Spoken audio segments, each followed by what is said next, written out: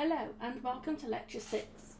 In this video we will be looking at the development of the neural tube defects and emerging and established techniques in correcting some of these defects surgically.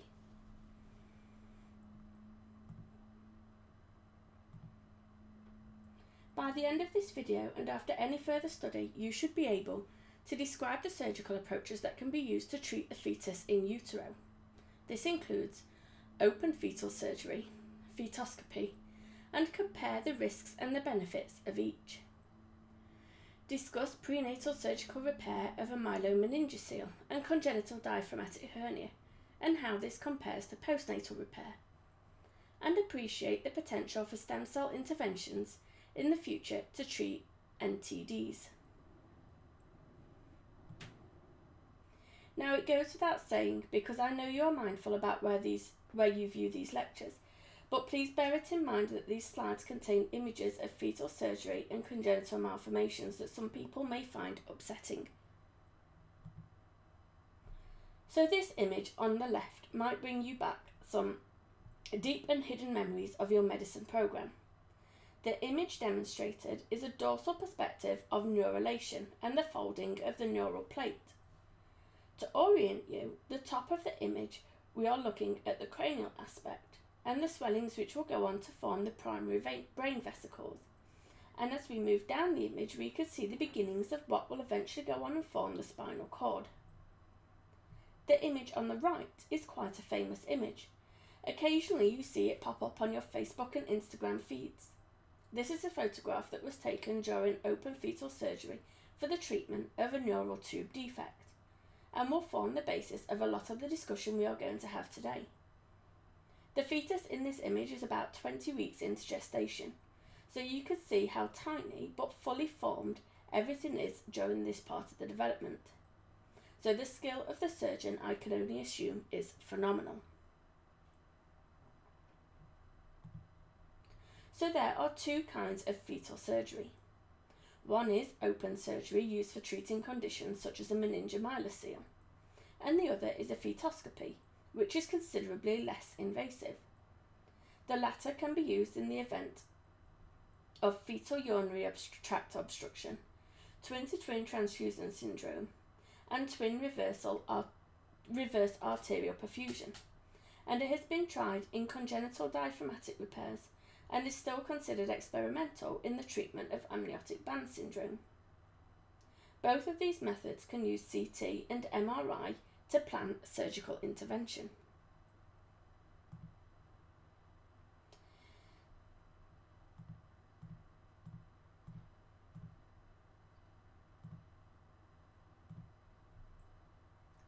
There is the open variety, which is going to require a large incision to be made on the pregnant person's abdomen, and a hysterotomy, which will remove the uterus from the pelvic abdominal cavity in order to view the contents of the uterus and fully expose the fetus to the surgical field. This is used to treat quite large defects, such as those seen from neural tube defects, as in myelomeningocele. There are quite significant risks and drawbacks to this. So we are obviously having to have a large abdominal incision that has to be made in the pregnant person in order to be able to expose the fetus. Then a large incision has to be made in the wall of the uterus. Because of the large incisions, there is significant risk to infection, and also the pregnant person has to be under general anaesthetic. After this surgery, the fetus will be delivered close to term by C-section because there is a risk of uterine rupture, and any subsequent pregnancies will also have to be delivered by C-section. There is considerable risk of maternal bleeding, premature delivery and fetal death, or respiratory distress syndrome. When performing the surgery, calcium channel blockers are administered to prevent uterine contraction and preterm labour, and the uterine cavity is continually pumped with fluid to prevent placental separation. Before closing, amniotic fluid must be replaced and the fetus is given a narcotic pain relief for injection. We also have the option of a minimally invasive procedure called a fetoscopy. This has been developed from laparoscopic or keyhole techniques. It is considered minimally invasive and so smaller incisions are performed in the pregnant person's abdominal wall, and the use of uterine scopes, similar to those used in laparoscopies. Fetoscopy allows for faster healing, less postoperative pain, and a shorter hospital stay, and there is less chance of an amniotic fluid leak. However, it is technically more difficult than open surgery, so both methods have their benefits and their drawbacks. On this slide, we can see some medical imaging of a meningomyelocele. We can see where the dotted circles show the neural tissue protruding through the space where we would expect the vertebral arches to be. The image on the left shows this from a lateral perspective, whilst the image on the right shows this dorsally. Before we move on any further, let's just recap what we know about neurulation to ensure we're all at the same level. So neurulation begins about 4 weeks of development. Firstly, the ectoderm plate thickens and elevates the rest of the ectoderm. This is now called the neural plate. As more proliferation of that ectoderm begins, this plate thickens and elevates more, and the lateral edges of this neural plate curl up and form a neural fold. These folds meet in the midline and begin to pinch off, starting at the cervical region and moving more caudally at about day 25, and then from the cervical region moving more cranially at about day 25, and then the cervical region and more caudally at day 28. Once this has pinched off and closed at the anterior and the posterior neuropores, we have our neural tube. What's left of the ectoderm will sit on top and form the skin. So neural tube defects is an umbrella term for the defects that arise from the disruption during neurulation. On this slide, we can see a variety of these neural tube defects. Cranioracheschisis is where the neural plate has failed to pinch from the surface ectoderm, and consequently the neural tissues that form from the neural tube are left exposed to the amniotic fluid and necrose. This condition is not compatible with life, as essentially all of the nervous system is exposed that is supposed to be covered by bone is exposed, including the brain. We can also see anencephaly, which you have come across before.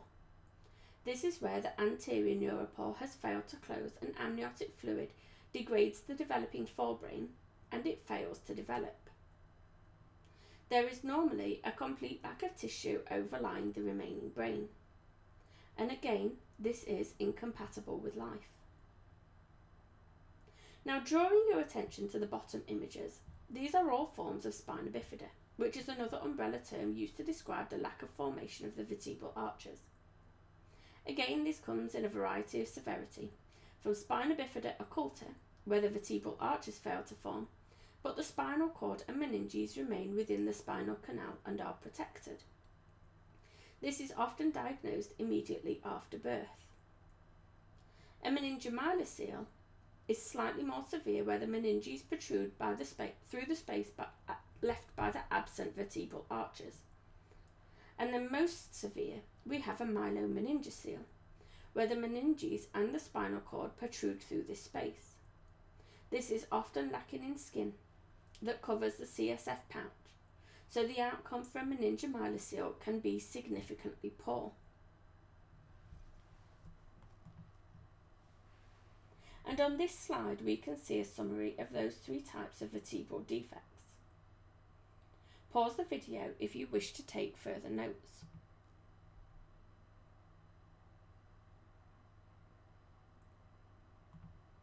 In the following slides, we are going to view some neural tube defects seen at birth.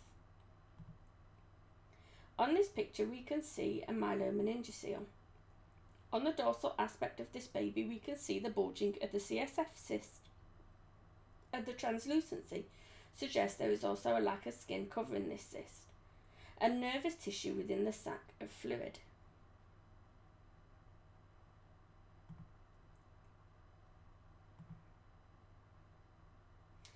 A myelomeningocele can lead to a variety of impairments, but the most common and notable ones are defects in the limb below the site of insult. So we would be expecting, and indeed do see, paralysis of the lower limbs and the bowel and bladder dysfunction. Also, what you will probably have come across before is the spinal cord is often tethered. This draws down on the midbrain and blocks the CSF from circulation, resulting in hydrocephalus, which in turn can provide opportunity for cognitive dysfunction too. As the cord is exposed, lesions on the lumbar spine mean that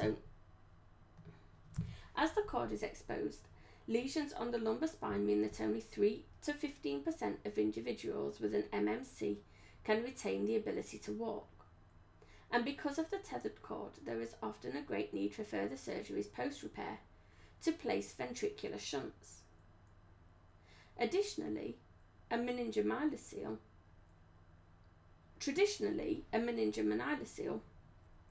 was repaired postnatally, within a few hours after birth. That birth, assuming that the MMC was diagnosed antenatally, would have been delivered by C-section to prevent the exposed neural tissue being compressed as the fetus passes through the vaginal canal. But a postnatal repair is often not the best solution, as by the time of delivery, the meningomyelocele has already been exposed to quite a bit of trauma in utero, and therefore we would expect that lesions would already have developed by the time the fetus is full term. Complications that arise from postnatal repair are common to most invasive neurosurgeries: infection, blood loss, CSF leaks. But we also see the need for further surgeries to reduce a tethered cord and place ventricular shunts because of hydrocephalus. This slide gives us a demonstration of the mechanism that a meningomyelocele can induce hydrocephalus.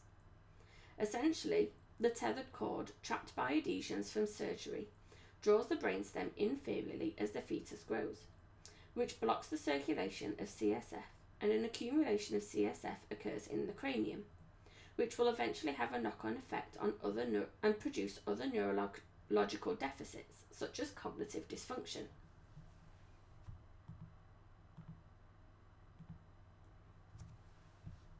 So we have briefly looked at traditional repair, but what about the newer repair? Well, this is where fetal surgery comes into play. There are 2 methods employed. One of these is open surgery, and the other is a fetoscopy. The open surgery techniques are the most widely studied of the 2, but fetoscopy is becoming more readily available as time continues. There have been numerous significant studies which weigh up the pros and the cons of traditional versus the newer techniques, and unsurprisingly, the newer techniques have proved to have a better overall outcome. So in this study of pre versus postnatal repair, patients were randomized into 2 groups: those that were operated on after birth and those that were operated on in utero. The infants were then assessed at 2 intervals, the first one at 12 months and the second one at 30 months old. It was discovered that the prenatal surgery had approximately 30% less mortality or needing a ventricular shunt at 12 months than those infants that were operated on immediately after delivery, and the actual shunt placement in prenatal surgery individuals was 50% less than in postnatal surgery group. Additionally, the retained motor function of the prenatal group, that is their ability to walk without prosthetics, was twice as good as that of the postnatal repair group. Now, some of the differences didn't show any statistical variation, and other factors were at play, but on the whole, the favourable outcome was seen for those individuals that were operated on in utero versus those that were repaired traditionally postnatally.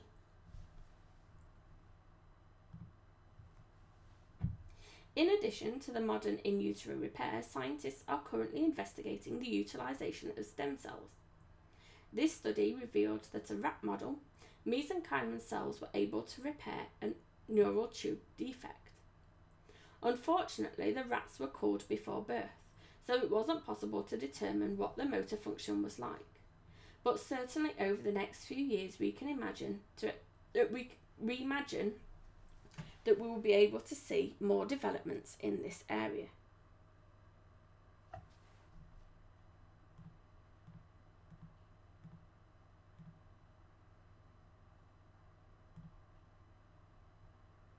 Okay, so now we've looked at neural tube defects and the ways in which they can be repaired.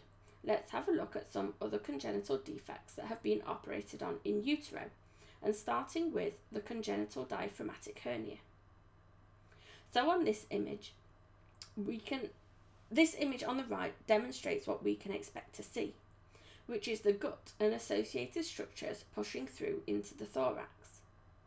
This predominantly affects biological males over females in a 2-to-1 ratio, with the incidence being approximately 1 in 3,500, so it's quite high.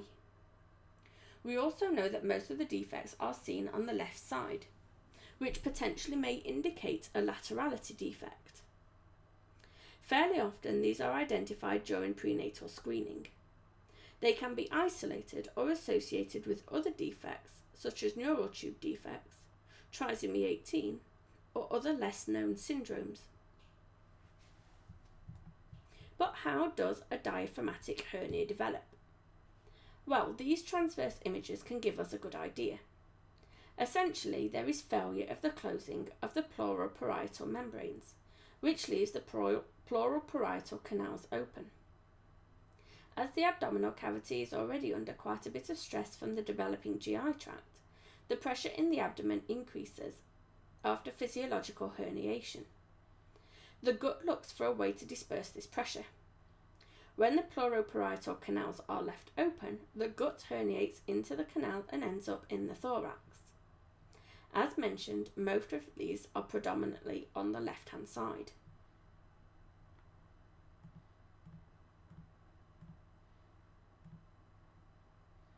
In the neonate, we can see these effects. The top X-ray is normal, whilst the bottom X-ray reveals a congenital diaphragmatic hernia. The neonate would be in respiratory distress and be difficult to resuscitate after birth. Additionally, we would see the neonate becoming cyanotic. If we auscultated the thorax, we would hear an absence of breath sounds over the defect, but we would likely hear bowel sounds instead.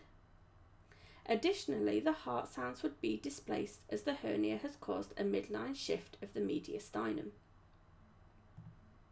And here we can see these X-rays explained.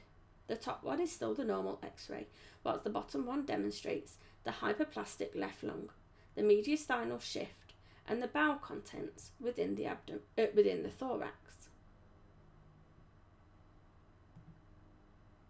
So this slide shows a neonate shortly after birth, having survived to term. We can see some of the interventions that have taken place.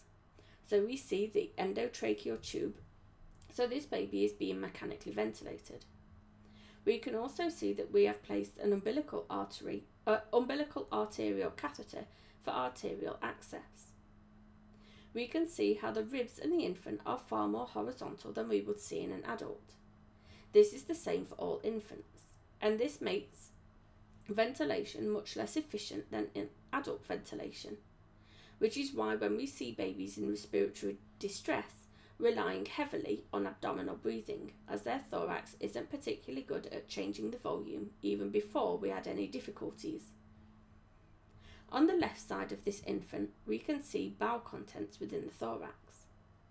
If you follow the NG tube, you can see that it makes deviation back up into the thorax, where normally in normal anatomy we would see this end below the diaphragm. So we could tell that the stomach as well as the intestines are located in the thorax. What is slightly less obvious is the mediastinum shift, but we can see the outline of the heart having been pushed right over to the right side of the thorax by the invasion of the abdominal contents. And this is another view explaining why the signs and the symptoms of the congenital diaphragmatic hernia. Picture D shows us the hyperplasia of the left lung resulting from being squashed by the invading bowel. The degree of hyperplasia will determine the prognosis. Severe congenital diaphragmatic herniation will result in severe hyperplasia of the lung and decreased the likelihood of survival. So regardless of the methods of repair, the prognosis of a severe congenital diaphragmatic hernia is very poor, because of the lung hyperplasia is quite difficult to overcome. However, there are a couple of methods, and the overall aim of those is to get the contents of the abdomen back into the abdomen and out of the thorax. There have been recent advancements in fetal surgery for this defect alongside the traditional postnatal repair. Traditional postnatal repair in specialised centres has a fairly good outcome for mild congenital diaphragmatic hernias, and there is ongoing investigation into pre- and postnatal repairs. One of the methods that have been studied is promoting lung development in utero. A fetoscopy has been introduced into the trachea of fetuses and a balloon inserted. The hope for this is that it would cut off the ability of the fluid to escape from the lung, and the pressure of the built-up fluid would help the lungs to grow and expand. Which sounded promising, but unfortunately the randomised trial showed no significant difference in the benefits of doing this over that of a postnatal repair. In fact, in 73% of those having undergone this ended up with a premature delivery of the fetus, compared to the postnatal repair, which was far less than the ideal outcome. Now we have one more surgery to look at before we finish this video, and this is in the case of twins. More specifically, in the case of twins experiencing twin-to-twin transfusion syndrome. This occurs in twins that share a placenta. During development, these twins may develop abnormal blood vessels that allow for the passage of blood from one twin to the other. As a result, one twin receives too much circulation and the other twin is starved of circulation. The twin with the larger circulation can go on to develop heart failure and edema, whilst the twin with reduced circulation can end up with renal failure. Mortality for both twins is incredibly high if this is not corrected. Modern techniques have allowed for fetal surgeons to ablate the abnormal vessels with lasers during a fetoscopy, where a small incision allows for the insertion of a scope and a laser into the uterus. The vessels are then lasered and die, meaning that the circulation between the twins is no longer shared and returned to the responsibility of the placenta. The mortality of one twin is still normally quite high, but there are many cases reported where both twins have survived until term. And that brings us to the end of this lecture. For further reading on this subject, please consult this paper. And if you are particularly interested in congenital diaphragmatic hernias, the links below are a good place to start.